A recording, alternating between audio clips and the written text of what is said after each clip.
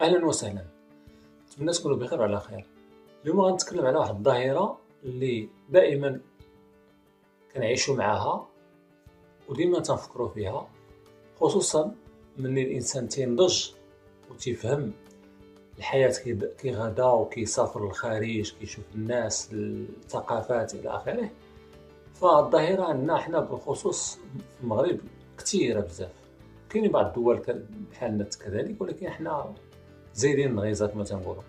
وتنبهت ليها ملي مشيت انا واحد الصديق ديالي جا عندي، مشينا نتغداو، فجلسنا في بعض المحلات دي فرانشيز اللي ديال المطاعم او دي ريستورون مطاعم، وكنلقاو بان الموني مكتوب بالفرنسيه، ما كايناش العربيه.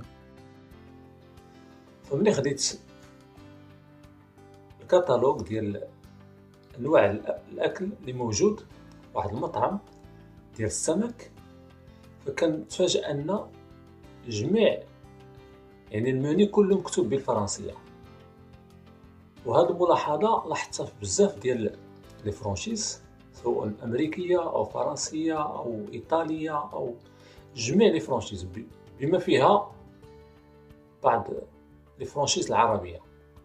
ومن غير لي فرانشيز كاين بعض المطاعم اللي تعطيك الموني بالفرنسيه، رغم انهم اصحاب المشروع مغاربه كيتكلموا بالعربيه، كيتكلموا بالدارجه او كيتكلموا بالشلحه. فنفس المشكل، الموني بالفرنسيه. نلخص لكم الحاله في ثلاثه الحوايج.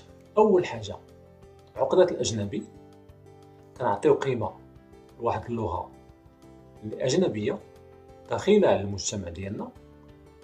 ثانيا، نستغلوا داك المظاهر اننا كاتبين الموني بالفرنسيه باش نعطيو قيمه للمنتوج ديالنا، في حين بعض الناس كيعتقدوا ان اذا كتبوا بالعربيه بحال غينقصوا من القيمه ديالهم، اولا كيتوجهوا لواحد الفئه معينه من الزبائن.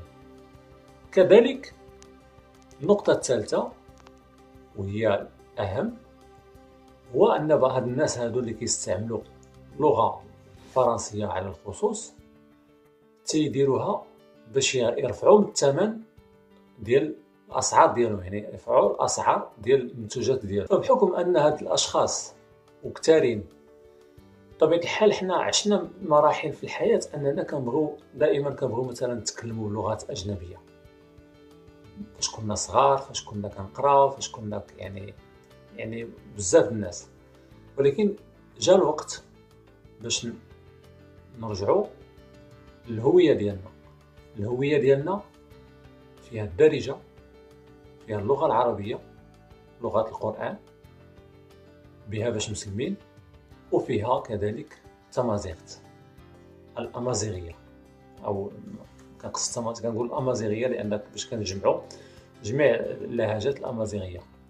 انا كنفضل نمشي لمطعم نلقى الموني مكتوب بالدارجه او بالعربيه وبالامازيغيه، بالثلاثه بهم. وخاصه لي فرانشيز اللي مشهورين في العالم اللي معروفين، ملي كتمشي لهم في دول اخرى، مثلا في اسبانيا، فرنسا، في ايطاليا، في المانيا، في تركيا، اذربيجان، ارمينيا، دولة صغيرة، وكنشوف انهم دايرين الموني باللغة ديالهم. وحتى الا كانت اللغة الثانية كيكونوا زايدينها في بعض الاحيان، فكيديروا اللغة الانجليزية، لان باش منين يجي عندك سائح من الدول العربية ما كيتكلمش بالفرنسية، كتعطيه الموني بالفرنسية وخصك تجيب شي واحد يترجم له، انت درتي مشكل. في حين الا درتي الانجليزيه فكتسهل هذه اللغه باش كنتعاملوا ملي كنكونوا خارج المغرب.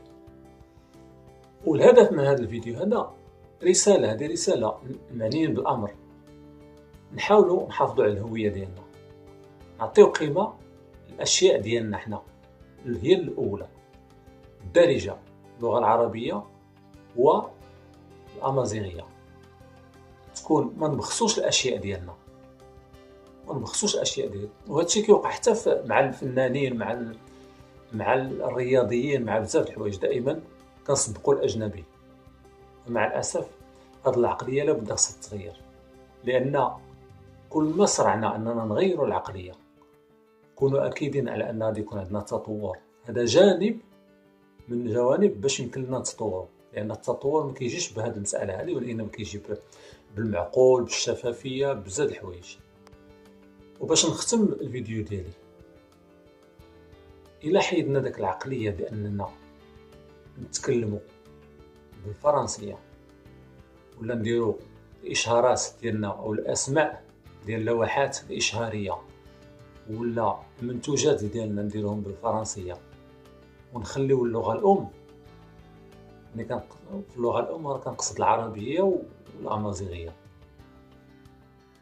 فاحنا كنتكلموا بالدارجة، واللغة الأولى عندنا هي العربية، أضيف إليها الأمازيغية، وكندوزو كنقزو الفرنسية. فإذا بغينا نوحدو المواطن لابد نختارو اللغة الأصلية ديالو، ماشي اللغة الأجنبية، لأن باش كنحافظوا، لأن فاش كنشوف أنا دول أخرى كتكتب الموني ديالها باللغة الأصلية ديالها، باللغة مثلا الأتراك ولا الأرمن ولا أذربيجان ولا جورجيا ولا في الدول الأوروبية، حتى مثلا خدينا مثلا في مصر، مثلا في مصر كتلقى اللغة العربية هي الأولى، وحنا مثلا كنلقاو أن أجنبي ملي كيجي للمغرب كيكون ما كيعرفش الفرنسية، فكيتعلم الفرنسية وما كيتعلمش العربية. علاش؟ حيت ملي كيعرفوا أجنبي كيبغيو كيحاولوا يهضروا مع الفرنسية، فكيقول لك انا ناخذ انا الفرنسية، ما عندي ما ندير بالعربية، في حين الا مشى أجنبي لمصر كيتعلم المصرية. نتمنى الرسالة تكون وصلت. إلى اللقاء.